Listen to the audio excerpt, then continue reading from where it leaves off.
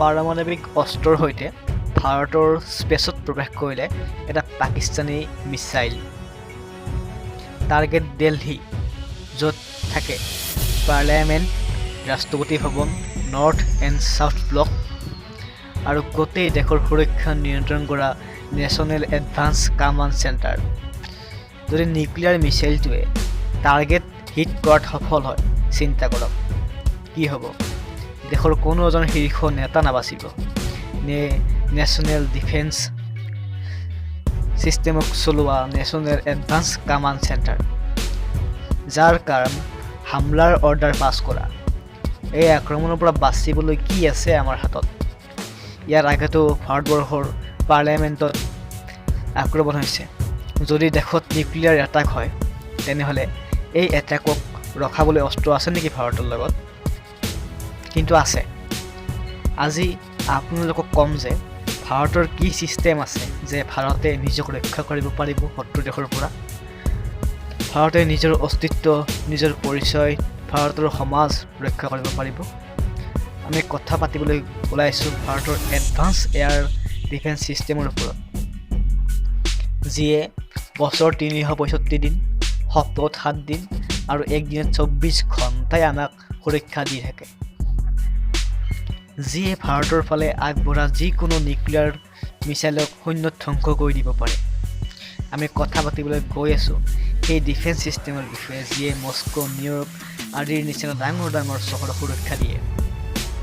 ভাৰতৰ national advance surface air missile ছিষ্টেমটোৰ বিষয়ে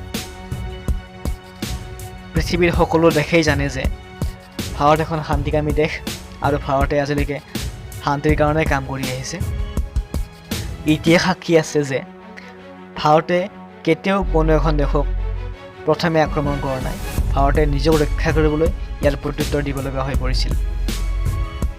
আমি কথা পাতিম এতিয়া nuclear attack policy of India, যে ভাৰতে কেতিয়া নিউক্লিয়াৰ ৱেপনছ ইউজ কৰিব নিজক ৰক্ষা কৰিবলৈ, নাইবা যে ভাৰতে কেতিয়া নিউক্লিয়াৰ বম ইউজ কৰিব, নাইবা নিউক্লিয়াৰ ৱেপন ইউজ কৰিব নিজক ৰক্ষা কৰিবলৈ।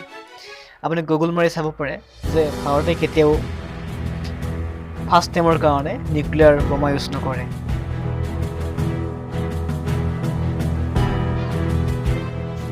এই সময়ৰ প্ৰধানমন্ত্ৰী অটল বিহাৰী বাজপেয়ী ডাঙৰীয়াই ঘোষণা কৰিছিল যে আমি যুদ্ধ নিবিচাৰোঁ, শান্তিহে বিচাৰোঁ।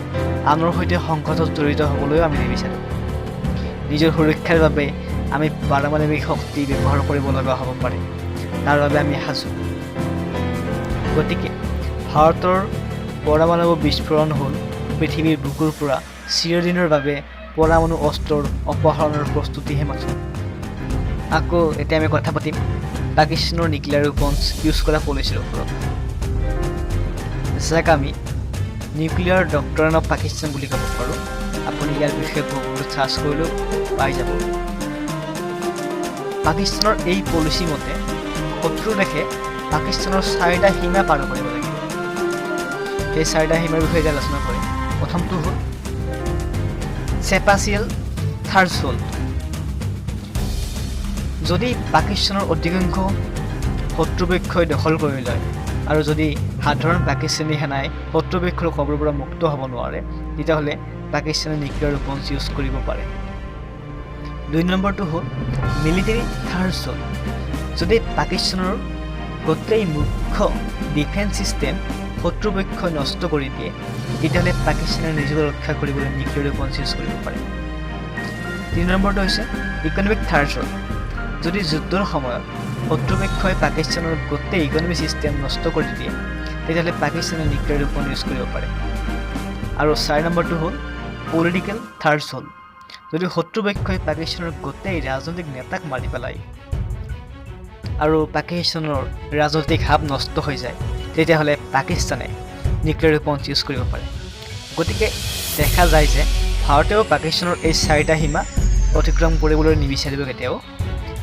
কিন্তু ইয়াৰ মাজতো কিছুমান সীমিত মানসিকতাৰ মানুহ আছে।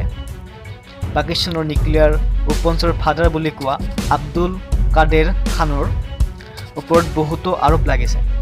নৰ্থ কোৰিয়া, ইৰাণ আদিৰ লগত গুপ্তৰে নিউক্লিয়াৰ বম বনোৱা ফৰ্মুলা দিয়াৰ ওপৰত। পাকিস্তানে হৈছে সন্ত্ৰাসবাদীক পোহা এখন দেশ আৰু পাকিস্তানে সন্ত্ৰাসবাদীবিলাকক আশ্ৰয় দিয়ে।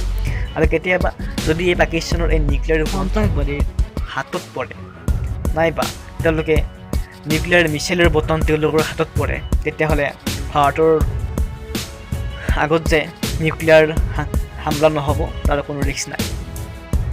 আৰু এই ভিডিঅ'টোৰ যদি আপোনালোকে পাৰ্ট 2 চাবলৈ বিচাৰে, তেতিয়াহ'লে এই ভিডিঅ'টো লাইক কৰক, কমেণ্ট কৰক, শ্বেয়াৰ কৰক আৰু আপোনালোকে আমাক কমেণ্টত জনাই দিয়ক।